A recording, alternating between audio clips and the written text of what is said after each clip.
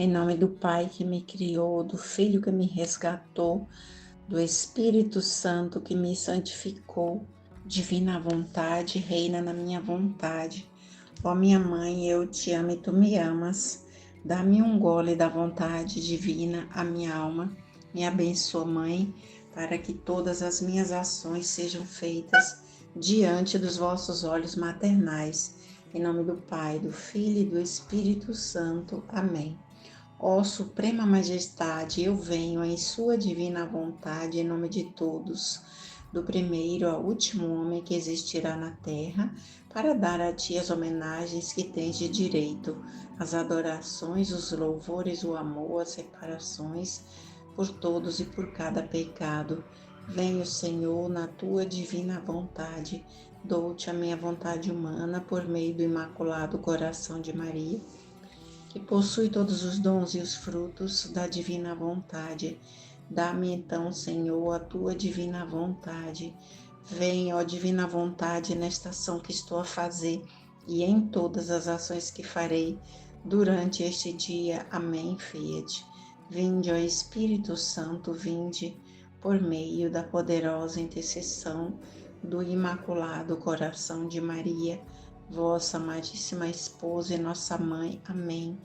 Vinde, ó Espírito Santo, vinde por meio da poderosa intercessão do Imaculado Coração de Maria, vossa amadíssima esposa e nossa mãe. Amém. Vinde, ó Espírito Santo, vinde por meio da poderosa intercessão do Imaculado Coração de Maria, vossa amadíssima esposa e nossa mãe.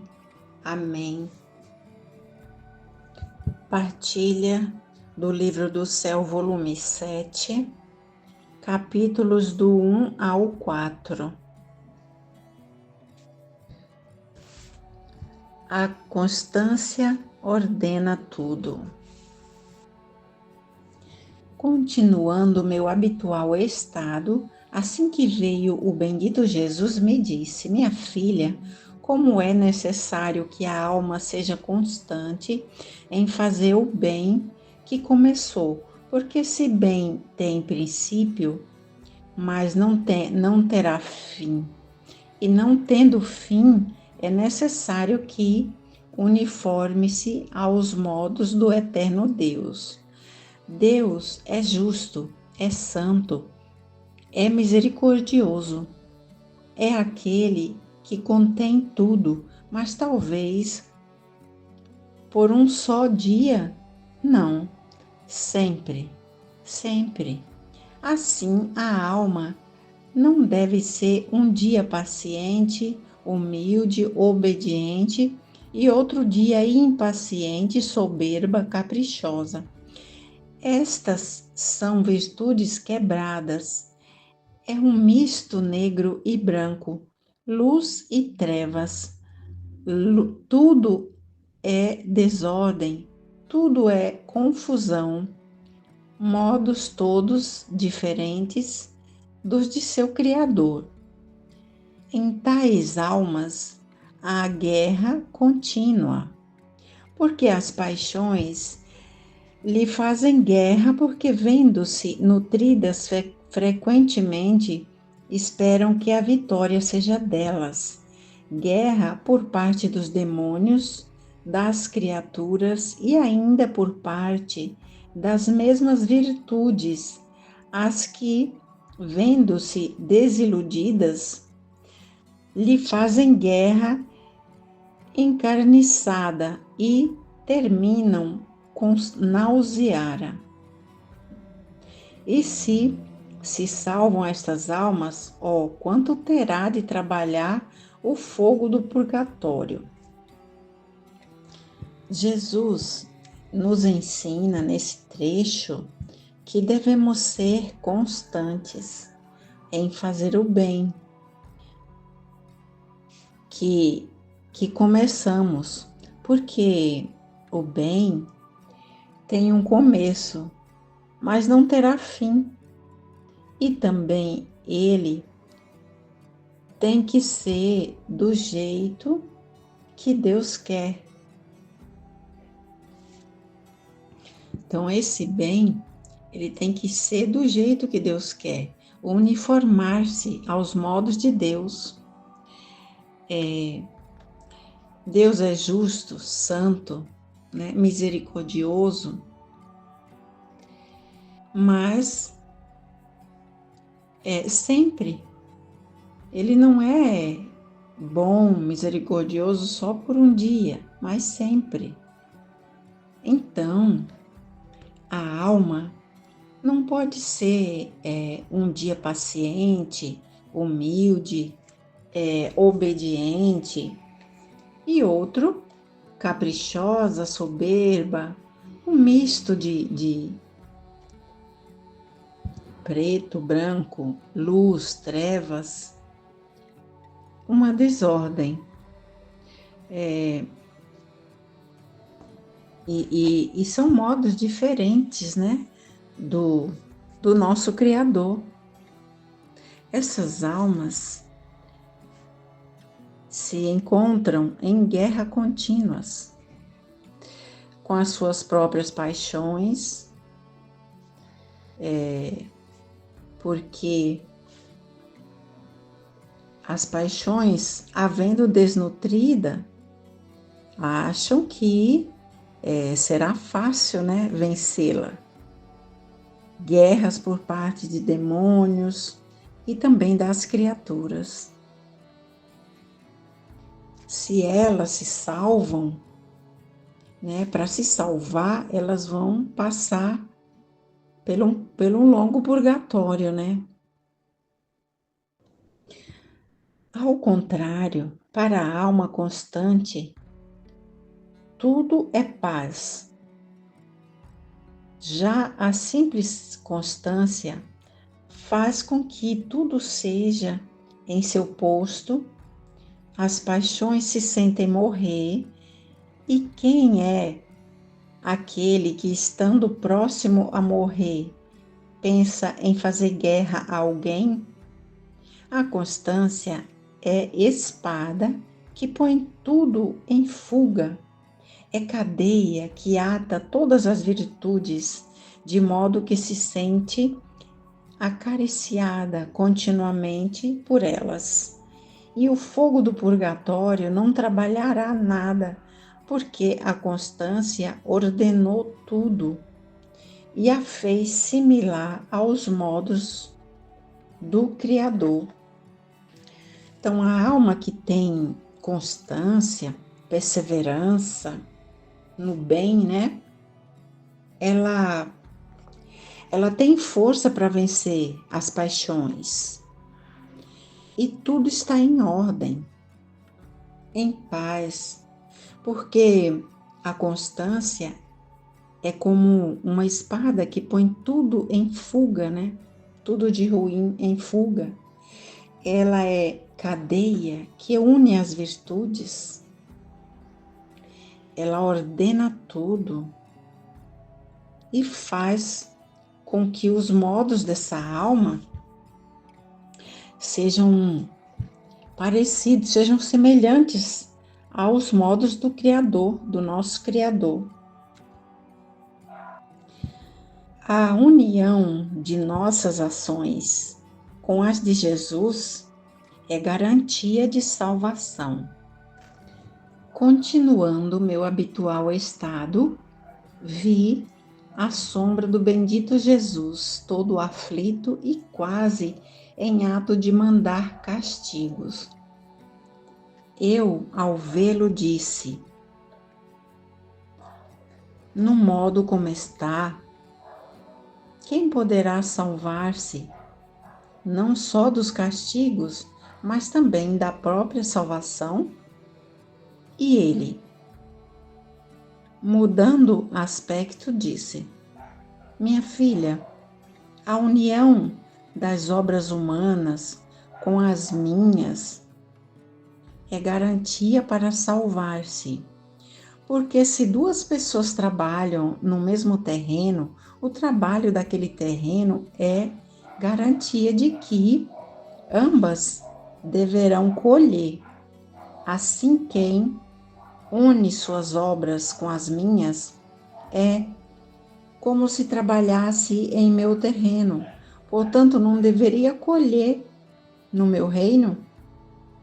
Talvez você deva trabalhar junto comigo em meu terreno, e você deve colher em um terreno estranho a mim?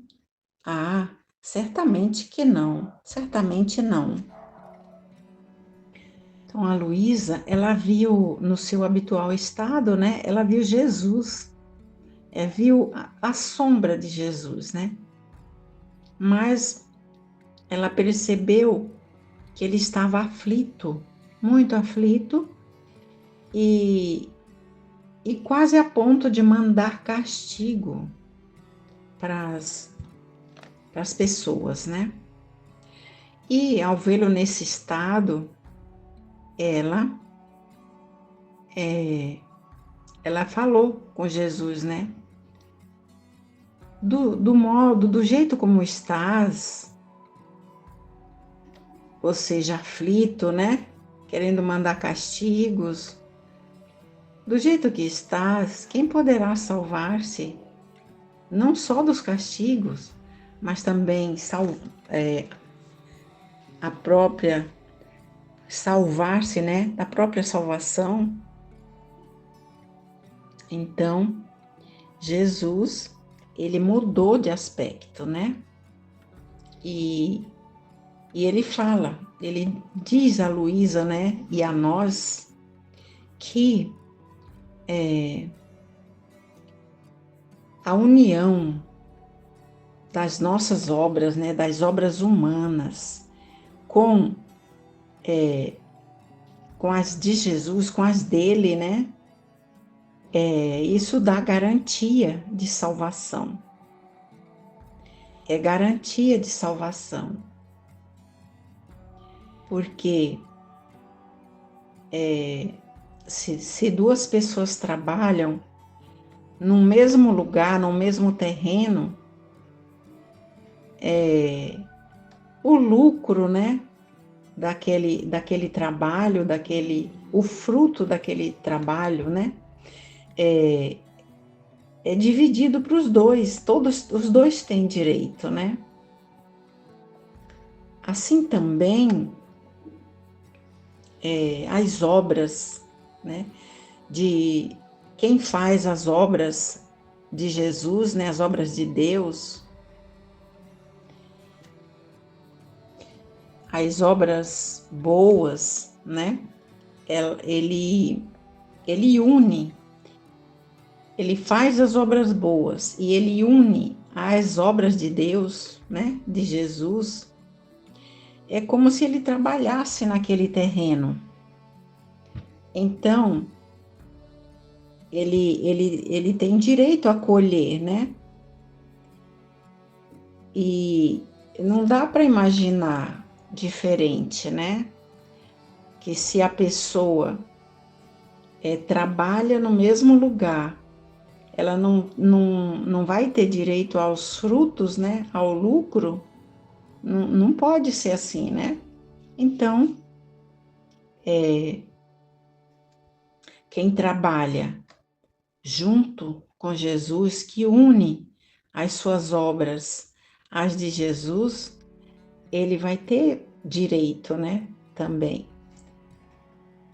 Então, trabalhar junto com Jesus, trabalhar no mesmo terreno, né? É garantia, né? De que você vai colher também os lucros, né? O contrário, né? Não dá para imaginar você trabalhando no mesmo terreno, fazendo as mesmas obras de Jesus e você não ter direito, né, aos frutos, à colheita, né? Certamente que não, Jesus diz, né? As virtudes nos fazem chegar a certa altura. Na divina vontade não há limites.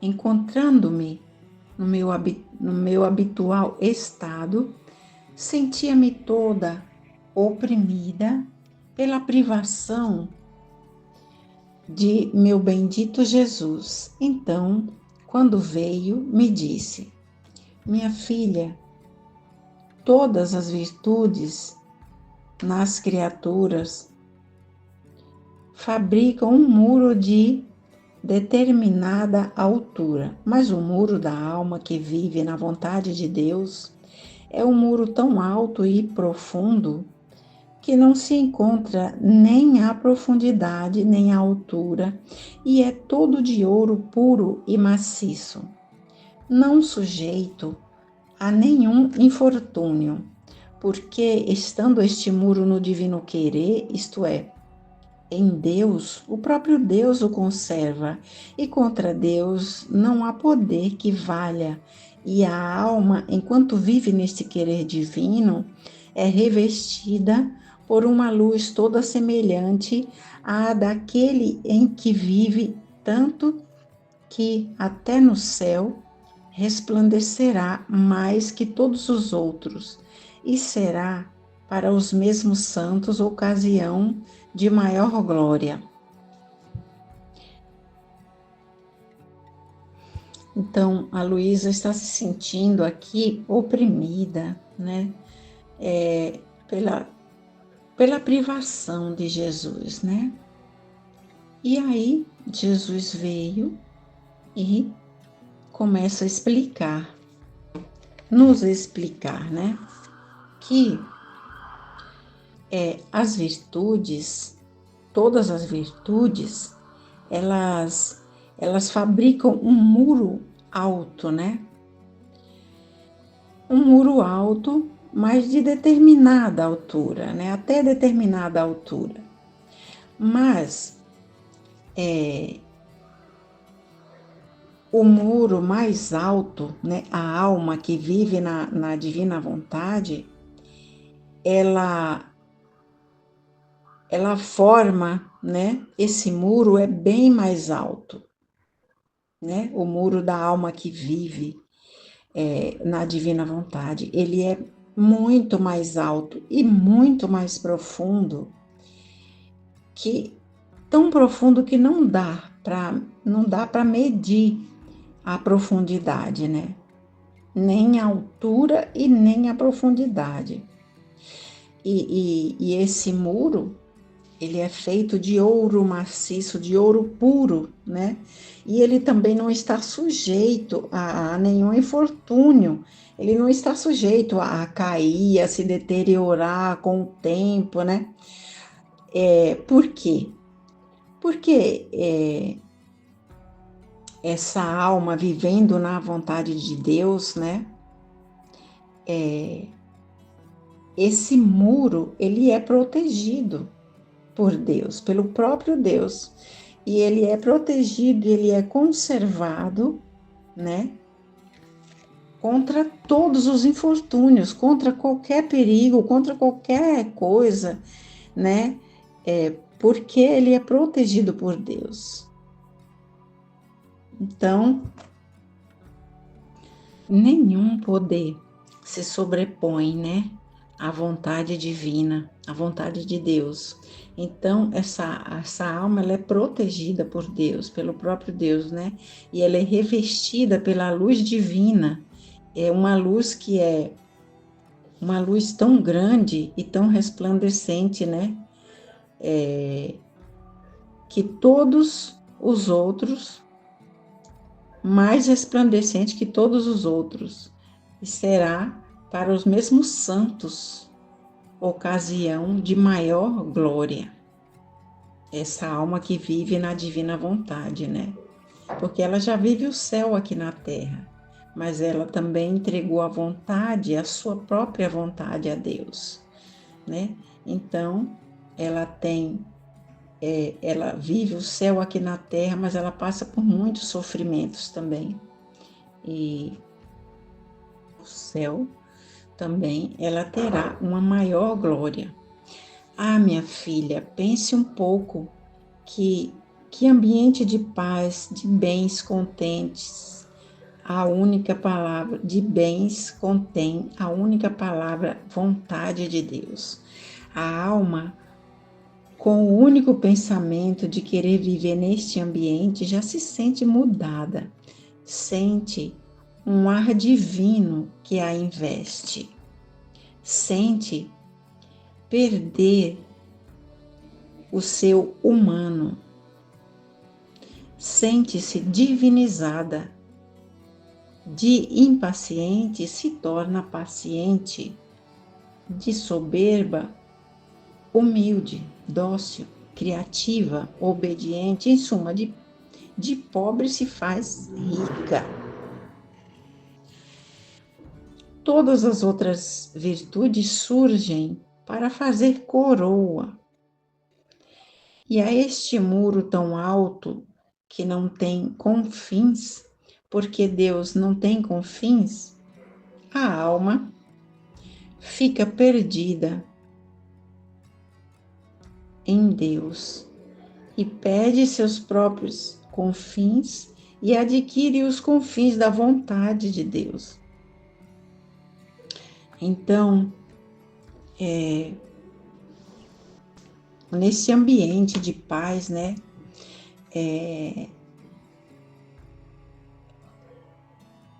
a alma, ela vai viver com um único pensamento, né? Com esse único pensamento de viver na vontade de Deus. E ela já se sente mudada, né? Mesmo aqui na Terra, vivendo aqui na Terra, ela já se sente mudada, ela já sente um ar divino que a investe, né? E ela sente diminuir, perder o humano, né? A sua vontade humana. Ela se sente divinizada. E se ela é uma pessoa impaciente, né? Soberba, ela vai se tornar totalmente o contrário. Se ela é impaciente, ela vai se tornar paciente. Se ela é uma pessoa soberba, ela vai ser mais humilde, né? Dócil, obediente e criativa. Em suma, com tudo isso, ela vai se tornar rica, né? Vai se tornar rica, porque com todos esses, com humildade, com todos esses, né? Essas virtudes, né? Ela vai se tornar rica. E todas as virtudes, elas vão fazer coroa a este muro, né? Que vai se tornar tão alto e que não vai ter confins, né? Porque é o próprio Deus. O próprio Deus não tem confins, então essa alma, ela já está vivendo na vontade divina, né? E a alma, ela se perde em Deus, né? Nos confins de Deus. Confins, ela adquire os confins de Deus, né? Que não tem confins, né? Deus é infinito. E ela perde, né? Seus próprios limites. Para quê? Para quê? Que ela fica contente em perder seus próprios confins, seus próprios limites. Para quê? Para que ela possa adquirir os confins de Deus, da vontade de Deus. Como Jesus ficou pregado na cruz, na vontade do Pai. Esta manhã estava pensando em Nosso Senhor no momento em que o pregavam na cruz e o estava compadecendo.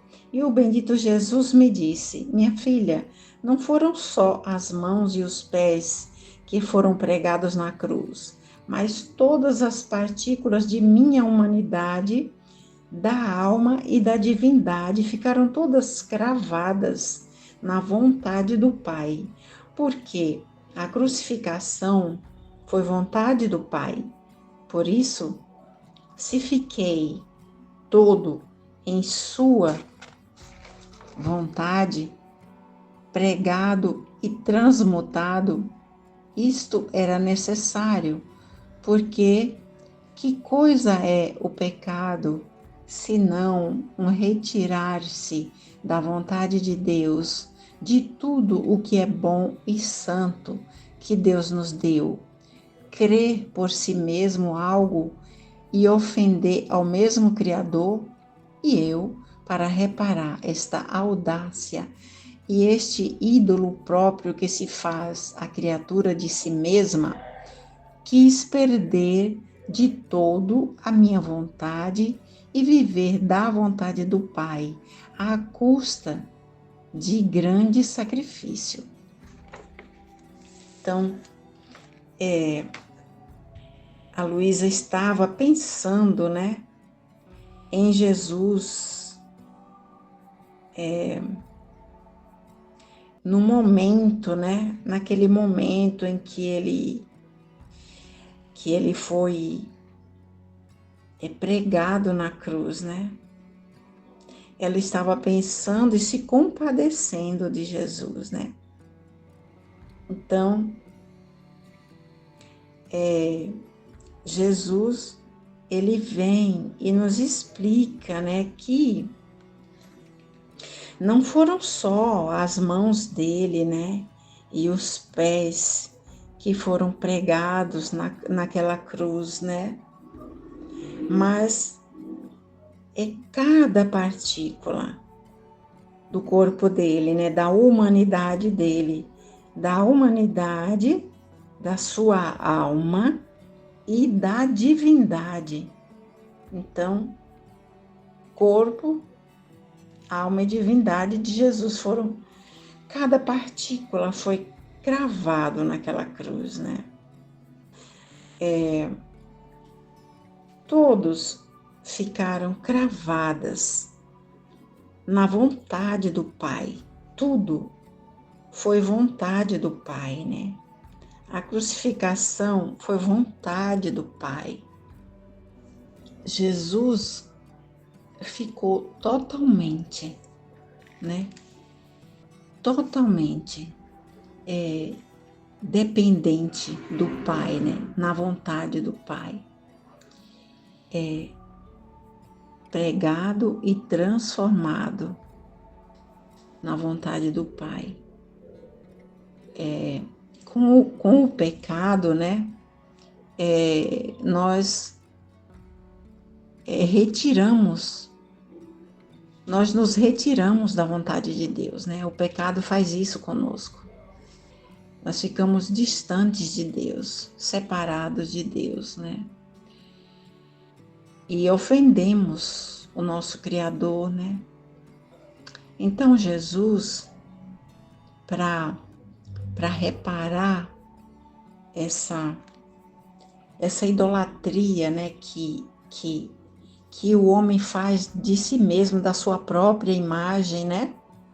Para reparar essa idolatria, o pecado do homem, né? Jesus, ele quis perder totalmente a sua vontade para viver somente, unicamente, né?